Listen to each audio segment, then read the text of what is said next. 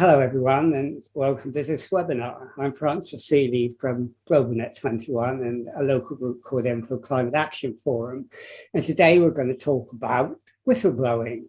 Now, whistleblowing is an interesting idea which has been developing over the years, where people in an organization who can't get their message out have a vehicle to do it.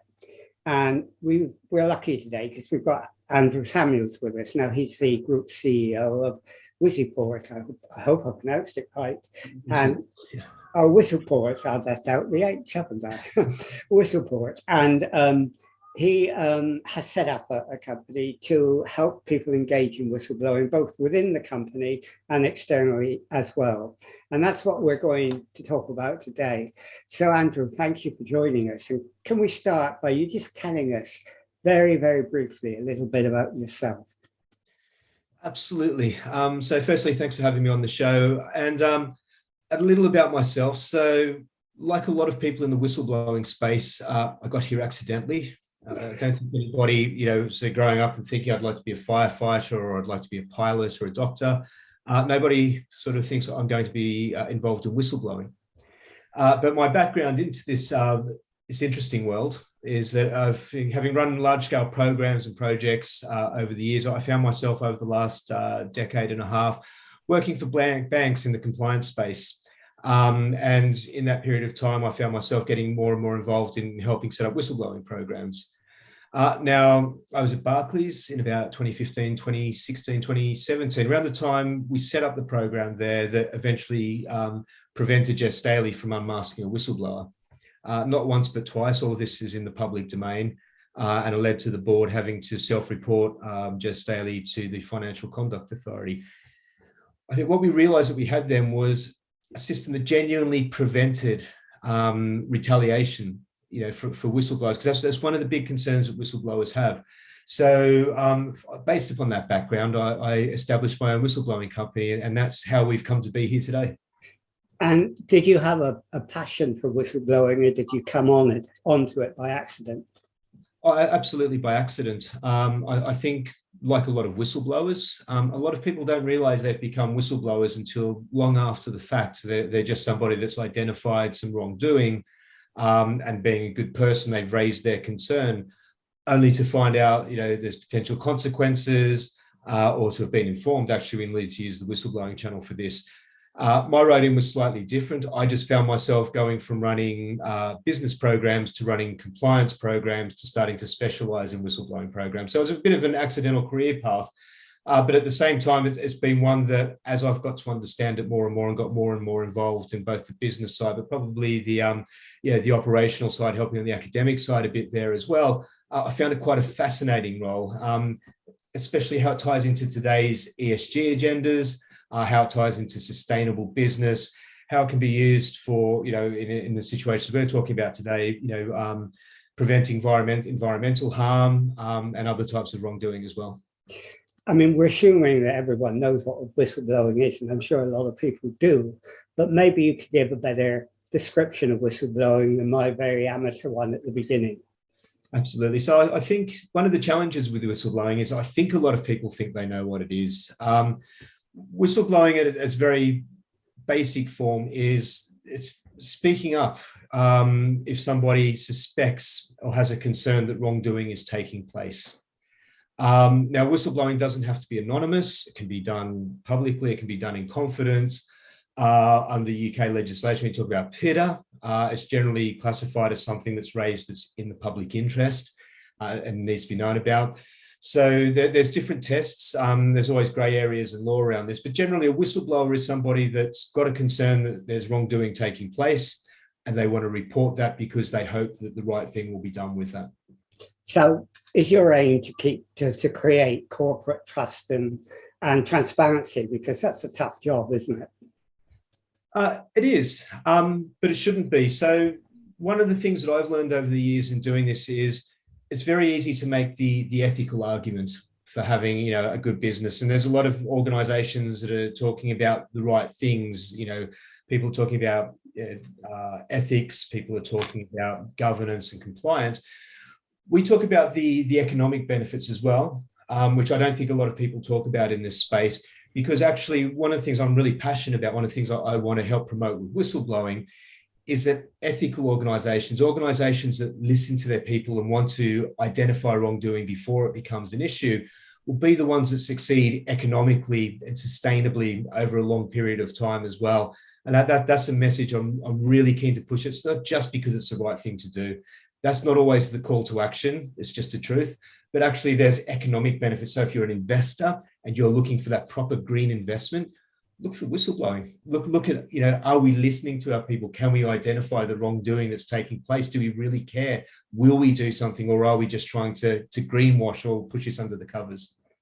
I mean, you're talking about companies there, but whistleblowing can apply, can't it, to statutory authorities as well, like local government? Absolutely. So the great thing about whistleblowing, and I've been involved over the last 4 years in creating the new International Standards Organization standard for whistleblowing. And one of the things about ISO 37002, as it's come to be known, and there's a standard for everything, is that it's applicable to organizations of all sectors and all sizes. I think, living here in Britain, living in the UK, we're all more than aware of the need for people to be able to report wrongdoing, whether that's in local authorities, whether that's nationally as well. There's a need for that within organizations, and there's an obligation for them to identify wrongdoing and listen to people who raise their concerns as well.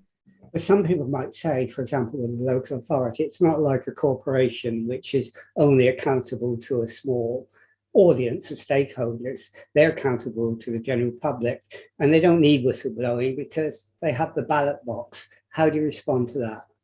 I think that's a terrible response. Very frankly, you are responsible to the people that voted for you. You're responsible for the people that haven't voted for you. You're responsible on a daily basis and not once every 4 or 5 years when people go to the polls.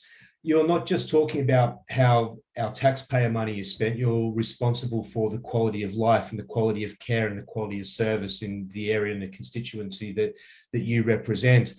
And if you genuinely don't care about what's happening on your watch, you genuinely don't want to listen to people who raise concerns, then you're not fit for government. Okay, so you set up whistleblowing, don't you, both internally and externally? Tell us about how you do it within an authority, for example. How do you structure a system and work with an organization so their employees can whistleblow internally without any action taken against them? So I think the key thing, there's a couple of things to understand. The first one is that from an operational perspective, whether it's government or whether it's private sector, the operational principles will remain the same. So first and foremost, you have to have the tone from the top. You have to have the support from your senior leadership in the organization. It's no good saying we'll listen to your concern and not doing something about it. The need and the want need to be there from the people at the top to enable that. You need to have a policy, and a policy needs to be better than just a piece of paper that people don't read as well. It needs to be supported by the operational aspects. And this is where we start to get into the specialized part around whistleblowing. So a lot of firms will have a channel to report a concern, but that's kind of like having a very fast car without a driver's license or the right tires or the right petrol. You're likely to drive it into a brick wall and hurt yourself. There's more to it than that as well. So you need to have secure gateways and reporting channels. But where a lot of firms fall down is you need to know what to do with the information when it comes to you as well. This is part of what we call the triage process. It's a medical term to help identify who needs help the most and most effectively. But we extend this in whistleblowing as well, because it's not just about identifying the nature of the concern that's been raised and how urgent it is that we deal with it, but we also look at ways that we can protect the whistleblower. It might be if the person's anonymous or known in confidence. It doesn't matter. We've got to put controls in place to make sure that they're protected from any form of detriment or retaliation, along with the subjects of the concerns, because people are innocent until proven guilty. We don't find there's very many malicious whistleblowers, but we do find about 30 to 40% of cases get substantiated. So 60 to 70% don't. You need to also, via that triage process, protect the people that have been the subject of that concern. And we've got controls and tools that we apply to these organizations so that they can do it in a very objective and risk-based way that helps to protect the people who've raised the concern, the subjects of the concern, and the organization itself. Is a genuine win-win situation. But, if a company says, as they often do, or a statutory authority, what benefits, can you quantify what benefits are we getting out of whistleblowing? How would you answer that? So we'd start to look at the numbers that are out there right now. So, and I'm happy to share this with your listeners offline if that's available as well. We use a lot of statistics from, so the Association of Certified Fraud Examiners, for example. So 43% of internal fraud that gets identified via whistleblowing channels, and it tends to get identified 6 months earlier. The average cost of fraud is 1.5 million US dollars. So right there, you've got a saving. From the George Washington University, a study that was conducted in 2017, they found that organizations with effective whistleblowing programs on average had a 2.8% increase in their return on assets. So whilst this might not necessarily sound very sexy, if a statutory authority's got, £1 million, worth of assets, then, we've got another, if my maths is good, £28,000 of taxpayers' money that we can use to benefit the people in our area, the people that we support. In order to help a local authority, statutory authorities, companies, you have a membership, don't you, that provides all the tools, templates, and guidelines that are needed to establish, run, and improve whistleblowing programs. Is that something that applies across the board to all types of organizations? Yeah, absolutely. So again, everything that we've built and everything that we offer is done in line with ISO 37002. So it can be used for organizations of all sizes and shapes. We provide everything that you need for an effective whistleblowing program. So a lot of organizations might have a policy and they might have some reporting channels, but we also provide the training for leadership and the training for staff via learning management system templates that they can use, communications tools. We've got the triage tools that we mentioned before. We've got investigations, terms of reference. We have an annual health check tool and a survey. So there's many others within there as well, but effectively it's everything that you need to set up, run, and improve your whistleblowing program. And we do have people who can consult and help if you do need the individual help from experts as well in that space. Okay, so we've been talking about whistleblowing internally. Now, what if a company doesn't want to know? What if, they want to keep secret what they're doing? How can you help people whistleblow externally? So that's a more difficult question there. Sometimes a game teacher, sometimes a gamekeeper, and sometimes a gamekeeper turned poacher as well. First and foremost, we would ask people that are considering to speak out externally to really understand the risks that are involved to them. In doing that as well. There are charities to help and support that. We've seen a lot of situations where, organizations will try and go after people if they're raising their concerns via that. So step number one is absolutely come and ask us for advice and support. We'll probably send you in the direction of the correct authorities, be that the Financial Conduct Authority or the Quality Care Commission. There's a lot of different organizations out there for reporting wrongdoing to regulators. We always urge caution if you're looking to go to the media. Big organizations in particular, organizations with budget can tie you down for a long, long time. Be very careful how you raise your concerns. We've seen it within the NHS, for example. We talk about, government-funded bodies. There's so many examples of where whistleblowers have suffered great detriment. So happy for people to come to us and ask for advice.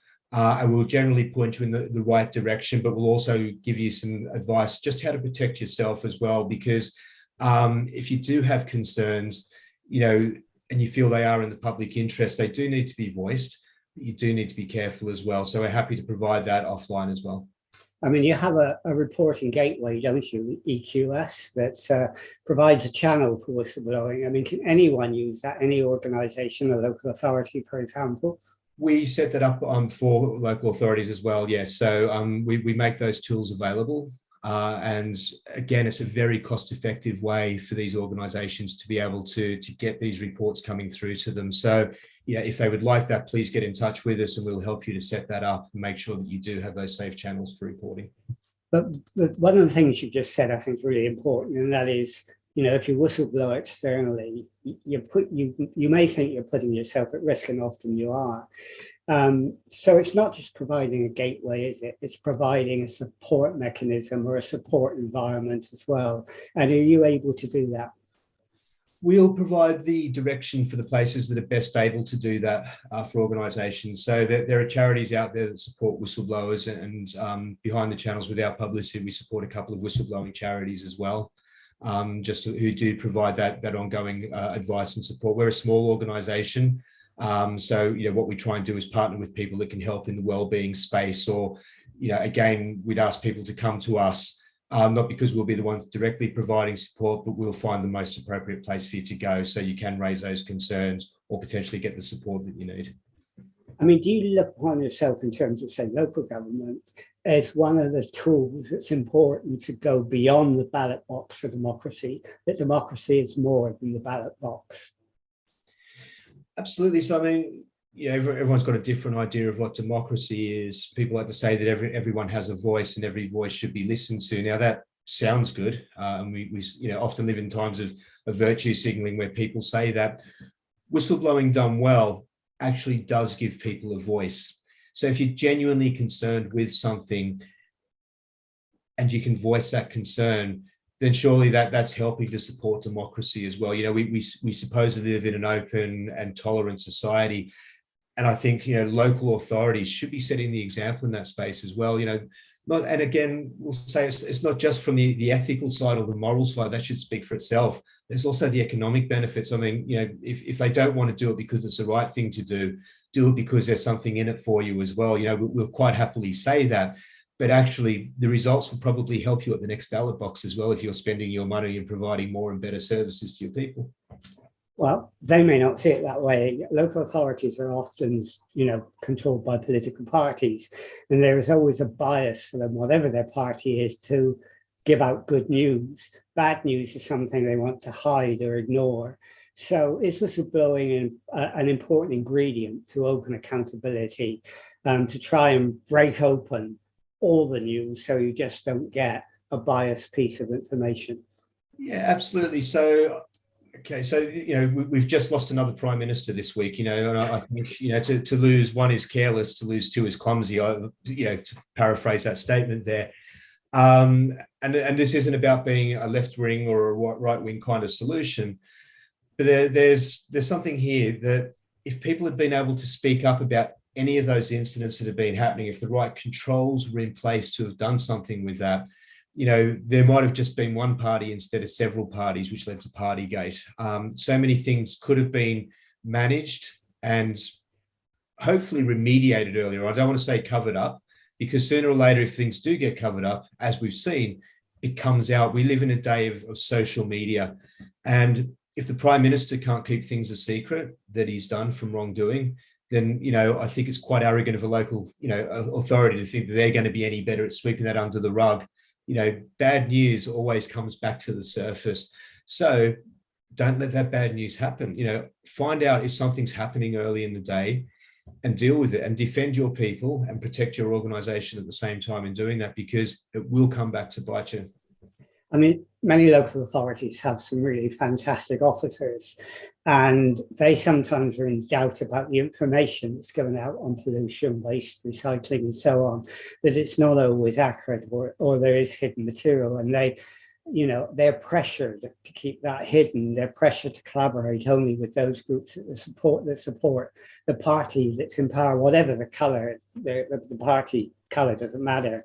Now, sometimes that can create amongst officers an atmosphere of fear. Now, how easy is it for officers to whistleblow in that situation? How do you sort of encourage them to do it? Okay, so I guess there's the two types of organizations. It's probably almost a sliding door scenario if we want to look at it that way. The good organization will encourage people to speak up, and there will be a level of impartiality built into the reporting channel, so that if your line manager is bullying you or pressuring you to do the wrong thing, that you can report safely and anonymously or confidentially through the reporting hotline that your organization has in place, and something will be done. That's the good organization. They'll deal with it, and hopefully the air will remain clean, the water remain clean in that area.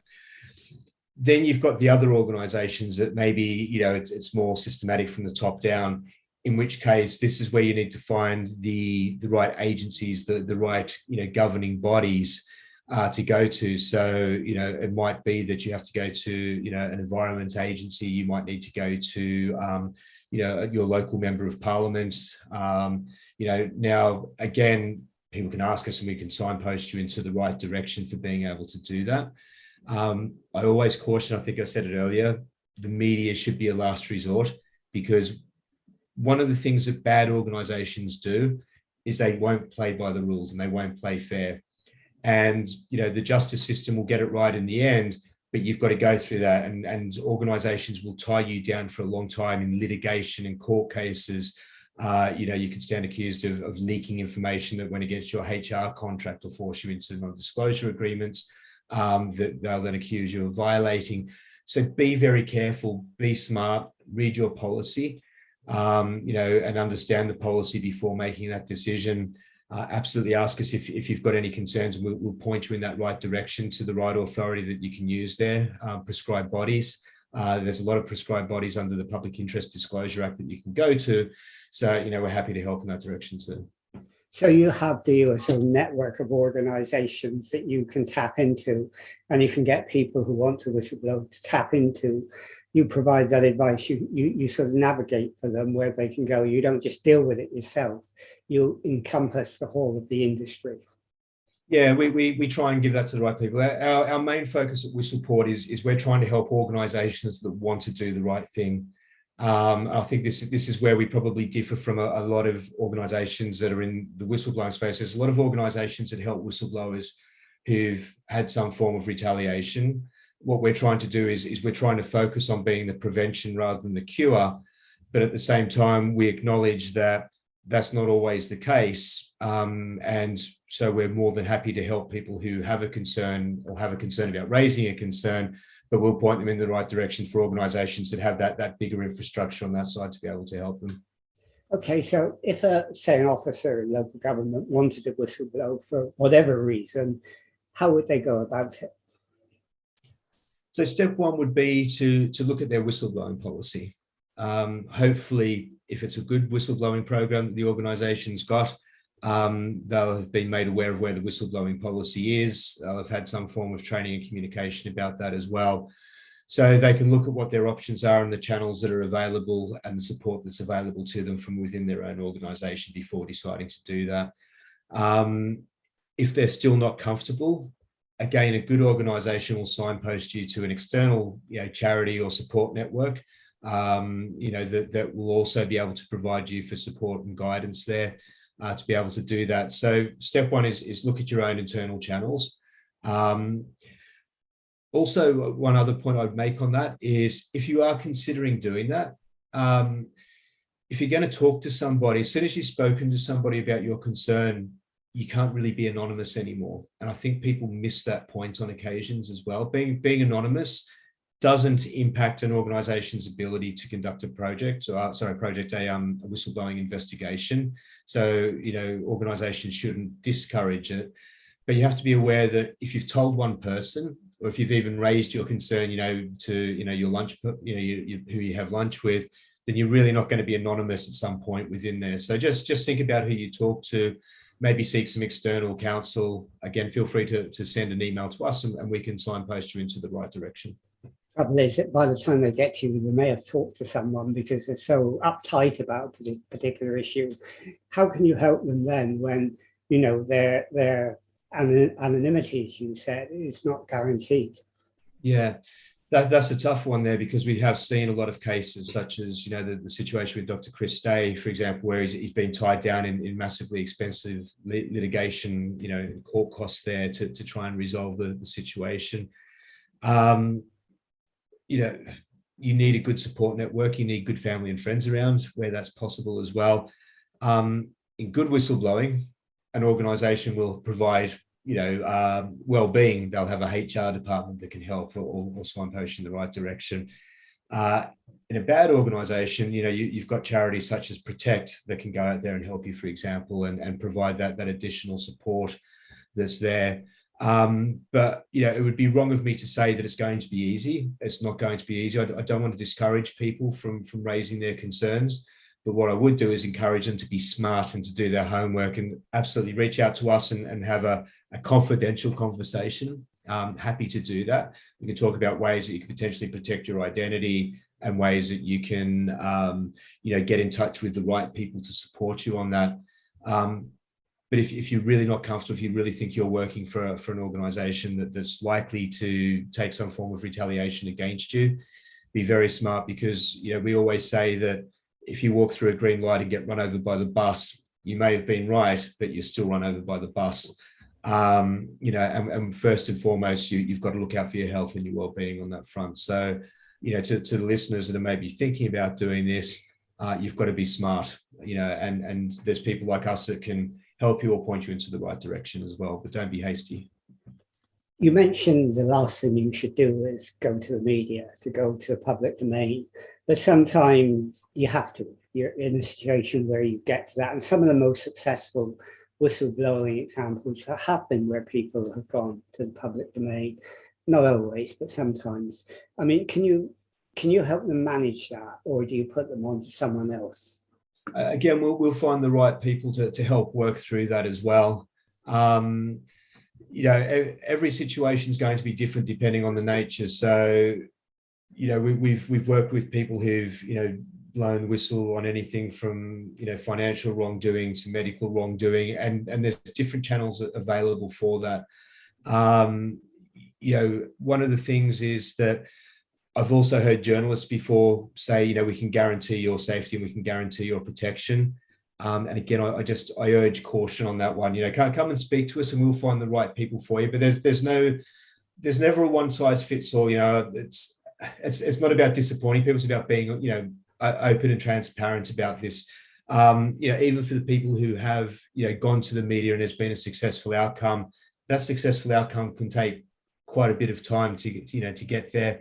And it can be divisive sometimes as well, and it will have an impact upon your life. So you just need to find the right way of doing that, keeping in mind that you can work with the media and be an anonymous source as well. So, again, just think through how much, do you want to be known? How much do you really want your life to be kind of, potentially uprooted for 6 months or 12 months or 3 years? Some of these things can take some time. Happy to talk about it and happy to try and find the right people to help you on that front. So it's unique to your concern. Okay, so are you in an expanding business? I mean, is there an increasing number of people want to whistleblow? Have you experienced that? Yeah, I mean, we've experienced an increasing number of organizations that want to set up whistleblowing programs. We're small as an organization, but we've expanded quite quickly. So we've now got an office looking after Europe down in Brussels, got a South American office based out of Costa Rica, and we've got an operation for Canada running out of Calgary at the moment as well. Now in Europe in particular, one of the things that we're seeing is the new EU directive means that organizations of 250 or more people need to have a whistleblowing program. That's being extended to organizations of 50 or more. We're also starting to see, as part of the ESG agenda, that organizations are starting to get beyond we say we want to listen to our people, to they're starting to see the benefits of doing that as well. Now, this is a slow shift, but we are seeing that. We are seeing an uptake in that. And we're starting to talk to investor groups as well that want to invest in ethical organizations and want organizations to be profitable in the right way as well. And one of the ways of doing that is to see, have they got a successful whistleblowing program already operating? So, the tide is turning very slowly, in much the same way that health and safety 30 years ago was maybe seen as an inconvenience. Today, it's baked into organizational culture. And we can see whistleblowing is starting to head that way as something that was tolerated or done because it had to be, to something that organizations are now absolutely using as a first line of defense from a risk model. Okay, so we've sort of come to the end of our 30 minutes. If a company or an organization, or indeed an individual, wanted to find out more about what you do, have access to your services, who would they contact and where would they go? So they can come to our website, www.whistlport.com, which is WISLPORT, because we couldn't get the H in there for some reason. And we're also info@whistlport.com if people would like to email or get in touch with us that way as well. If you really want to get in touch anonymously, that's fine. You can create a Bob Smith email account and send that off to us and do it that way. We're still happy to have a chat and see what we could do to point you in the right direction. And for organizations that want to get in touch, because we're more interested in the prevention than the cure, what I would say is that we're probably the most cost-effective first line defense model that you can get in your organization. So if you're an SME, for less than the price of a subscription to an annual newspaper, we can give you all the tools and templates that you need to run a whistleblowing program. Okay, well, that's quite an offer, and I'm sure you'll get some take up. Thank you for doing that, because I think whistleblowing is really important. And we did a House of Commons meeting years ago with the national organisation whose name I forgot that deals with whistleblowing. That's an NCO. It's not an NGO. It's not. It's not a business. But this has been developing for some time, and I think a lot of people will be really interested in knowing what you said, how you go about it. The fact that companies can do it individually and it helps their company future, it gives benefits to them, but also to individuals who want to do it themselves, with all that caveat of caution you've mentioned, which is really important, so they and their family are not put at risk. So thank you for doing this. I think it's been really interesting, and I think a lot of people will have learned a lot about it, and they will know where to go now if they want to take action. So thank you. Thank you. We'll end this interview now.